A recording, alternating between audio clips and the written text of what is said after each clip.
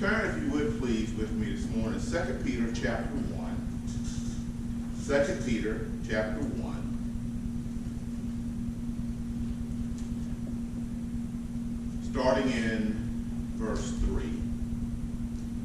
2 Peter chapter 1. Starting in verse 3. If you recall, we've been talking the last few weeks about overcoming chaos that surrounds us in our lives and about the importance of keeping the chaos on the outside, amen, and not on the inside of our lives. It's easy for it to come knocking. We talked about that let faith answer when fear comes knocking at your door. And we said there were some things we should remember. One, we want to make sure we take every thought captive. Two, we need to make every request known to God. Three, we need to make sure we're having praise and thanksgiving on our lips even before we give answer, because that's showing that we trust that God can do all things but fail. Next, we can do this. You can hold God to his word.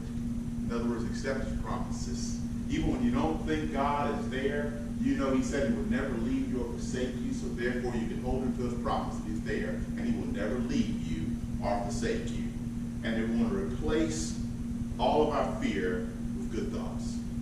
Philippians talked about thinking about things that are good, pure, and lovely. Anything that's admirable or praiseworthy, but think about those things.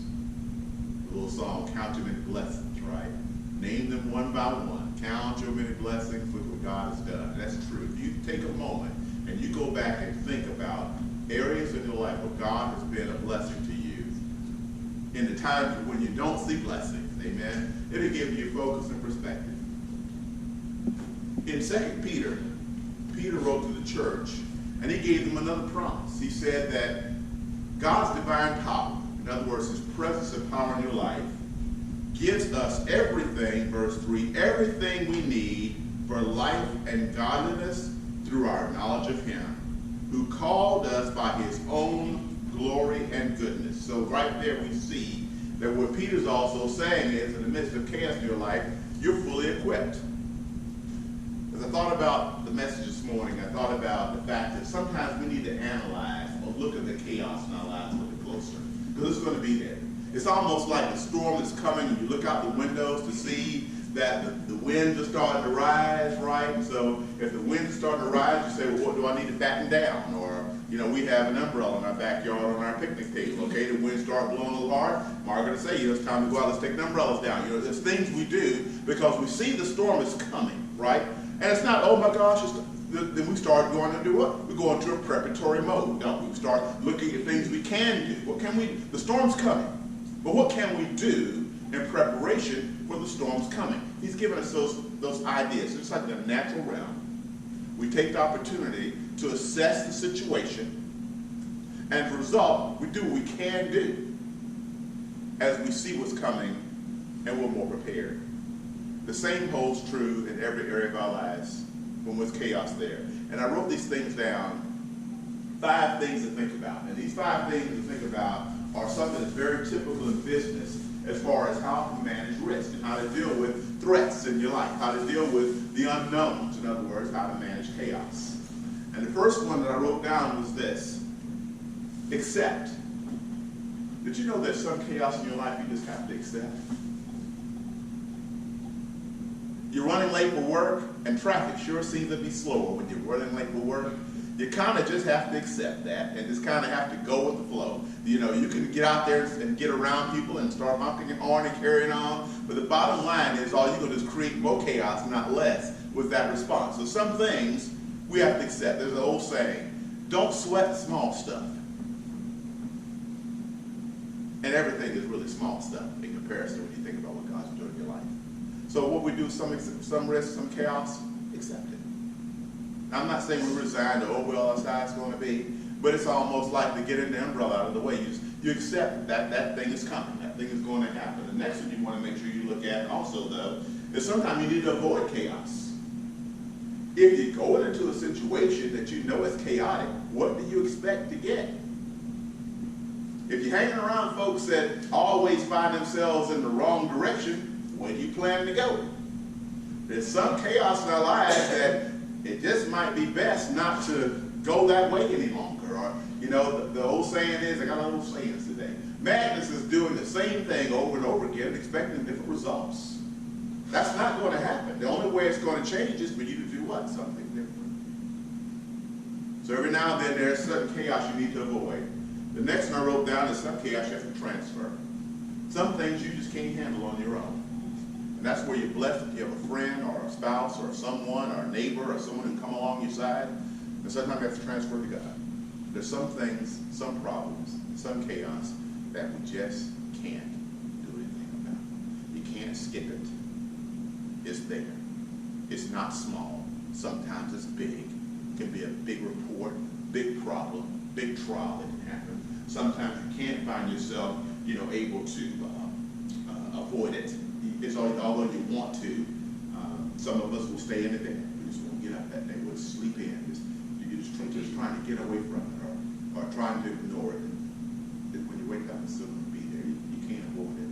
And those are the ones you have to transfer. Sometimes if it's let it go to God. I think about my mother-in-law. She used to have sometimes burdens on her, and she would have a breakthrough at night where she would just say, I'm releasing that. So I'm letting it go. And it was just like the weight was off. The problem was still there, but she would do what she placed it in God's hands. And every now and then we need to learn how to do that same. Transfer of some situations and just place them in God's hands. He can do it. All he wants us to do is trust him. And that's called transfer. The next thing I wrote down is to make sure that we also recognize sometimes we can mitigate it. Okay? Mitigating it or to do something about it is like taking the umbrella down when the storm is coming so it won't blow over. Okay? It could be something you could do. My mother-in-law's on my mind today. Okay? We had this pantry. Okay? And in this pantry we had canned goods, and we called it the Y2K food. Okay? And what she would do is with Y2K, she had all this.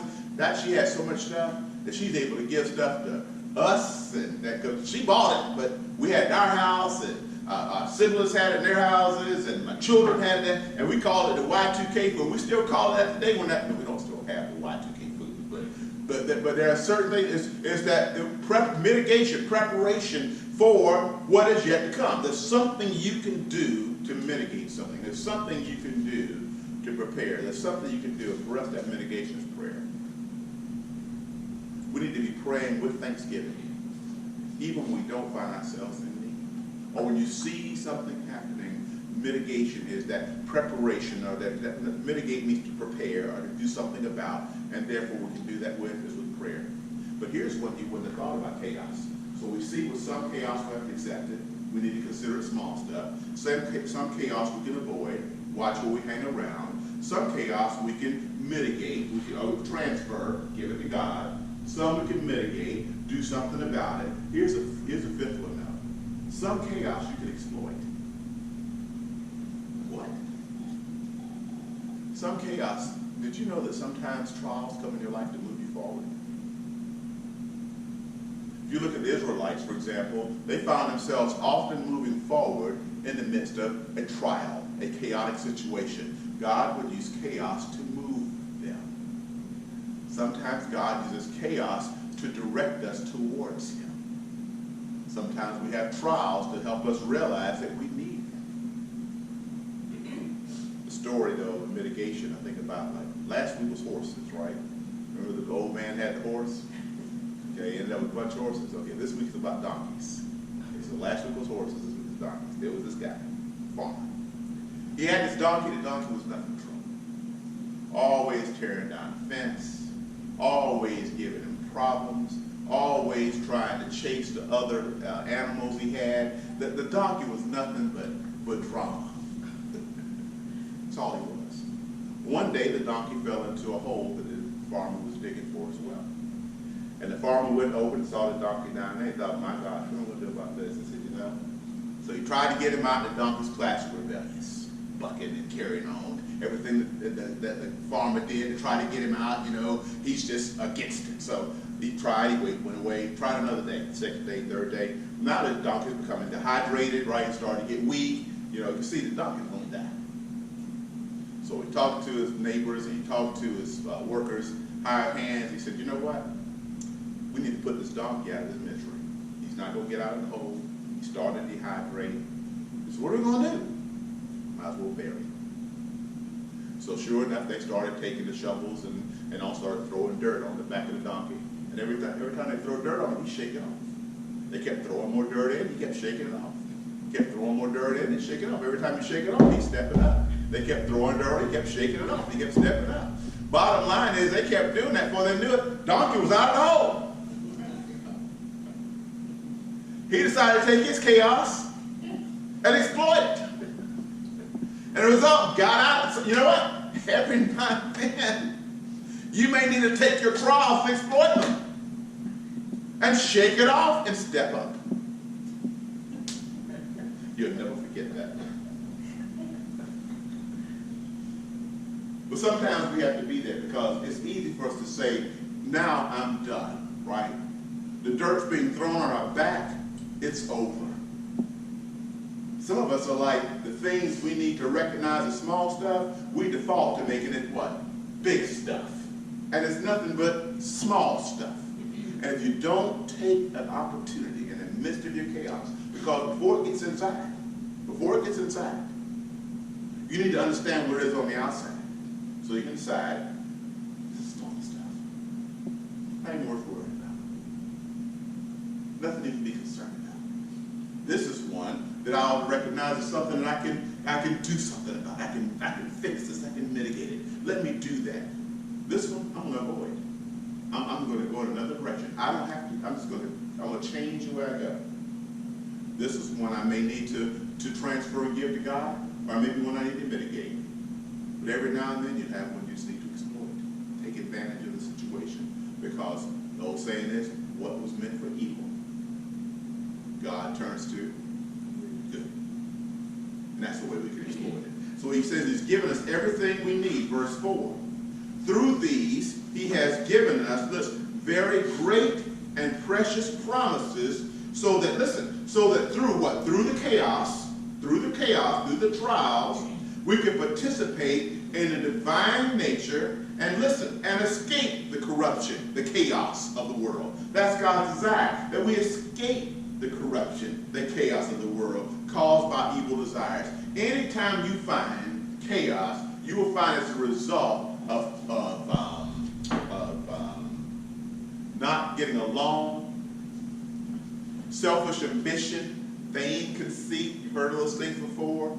Someone trying to get over on someone else, trying to one-up someone else. Okay, all of those are the evidence of sin. And sin is the root cause of chaos in this world. And we just need to be very careful, because what we talked about last week, we want to make sure that we keep chaos where? Out here. Because it's going to be there. Chaos is going to be there. Storms, but don't let it get in. We talked about the gatekeepers. We did last week. Taking every thought captive. Let our request be known to God. Those are the gatekeepers. Those are let faith answer the door, right? When fear knocks, fear's going to knock. Don't not answer the door. Don't not answer. Can you say it that way? I'm going to say it that way. Don't not answer the door. You got to answer the door. But answer with faith. Trust in God. And realize you're going to have one of the 5 ways you're going to deal with whatever's happening in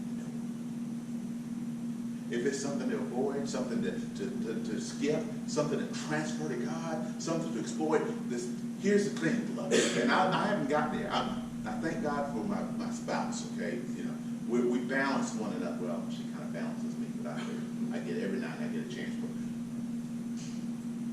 Be clear on what you're facing, so you'll know how to trust God with what you're facing. Because there will be times where there's something he wants you to do something about. There'll be times where he wants you not to worry about it. There'll be times where he wants you to give it to him. But in all ways, he wants to make sure that our dependence, whether it's that we can do all things through Christ who gives us strength, meaning there's something for us to do. Or, as Paul said, forgetting the things that are behind us, let it go. Or as Paul said in the Ephesian church, after you've done everything to stand, to keep on standing. Whatever the response, it only comes from God. And I'm just telling you, he wants us to have peace in the midst of the chaos that surrounds us. If we can really get that, if we can really get that, and not let it get in here, but recognize it's still going to be out there. And after we've done everything to stand and keep on standing, because we know that the battle's not ours, but it's his. And when it is ours, he's going to give us the strength to manage it. Our lives would be so much more than if our light would shine. That's about the best way to say it. Because people would see our faith in action. And so he says here again, I want you to be very careful of that. That's why he says, verse 5, for this very reason. What for the reason? For the fact that chaos surrounds us, we find ourselves dealing with trials sometimes. For this very reason, listen, make every effort, verse 5, to do some things here. Listen, first, add to your faith. Remember, faith is answering the door with fear not. Add to your faith goodness. Let it be a good response when you answer the door to chaos that's happening. And to your goodness, knowledge. There's always something we can learn from that which we're going through. And to your knowledge, self-control. My pastor used to say, it is better to keep your mouth shut and be thought of a fool than to open it and lose all doubt. Be very careful of how we respond to self-control. And the self-control, that perseverance, to be able to stand. And after we've done everything to stand, to stand. And to perseverance, godliness. Let the anthem of God shine in your life. To be a Christian means to be like Christ. That's what it means. It doesn't mean you're religious. It means you're like him. It means that when people see you, they should see God showing himself through your life. Because you're giving him all the honor, the glory, and praise. And the godliness, brotherly kindness, that phileo love. The brotherly kindness, agape love. The love that God has for you, that agape love. Above, listen, for if you, verse 8. See, here's the thing. Verse 8. Verse 8 is because we want to keep on growing. Verse 8 is, for if you possess these qualities, listen how, in increasing measure. Well, how would it increase? It increases as we find ourselves responding to chaos in our lives better. I don't even have to think about now things that I can do around my house when the storm comes. There's certain things that now, as a result of previous chaos, we're prepared for if the chaos comes. And now we're trying to do something what? Even about that better. Okay, we're getting fancy now. I got a generator. So if the storm comes, because storms always kill our house. We know that. We bought a generator. Okay? First couple of years, I kind of jury-rigged, safely, mind you, safely, jury-rigged my generator into the house so that I could get there. Now we're trying to do what? Go ahead and put the right kind of outlets. Preparing for, not crazy, but preparing for things we know so that when they happen again, we are one step closer to being able to manage that situation. That's the natural things we do in life. That's nothing, right? But it's preparatory work for something that I know that can cause chaos, that now want to be one step closer to be prepared for when it happens again. That's an ever-increasing measure. The same thing happens in every area of our lives in a spiritual perspective. Where have you learned from things you've gone through that now, as he's saying here, we put into place in ever-increasing knowledge so that the same thing that happened before, although when it happens, won't have the same consequences. That's maturity. And that's what he wants from us. To be able to know how to respond when the trouble comes. To be well equipped. And to know that sometimes there are things you can do, and there's some things that only he can do. And even when you're doing it, he's the one that gives you the strength. So that it ever increases in measure.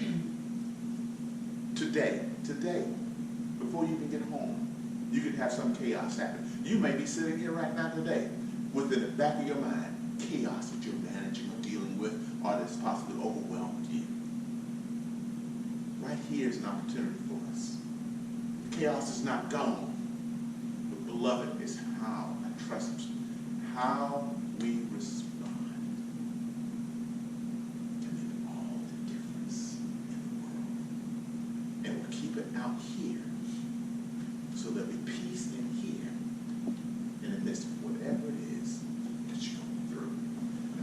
says here again. And if we have these things in ever-increasing quantities, they will listen. They will keep you from being ineffective. See? Keep you from being ineffective and unproductive in your knowledge of the Lord, Jesus Christ. That's his goal for each of us. To be productive in the midst of whatever we find ourselves facing. So we'll have, I don't know if you want it, but I'm finding more and more in my life, I want peace in the midst of the chaos that surrounds me.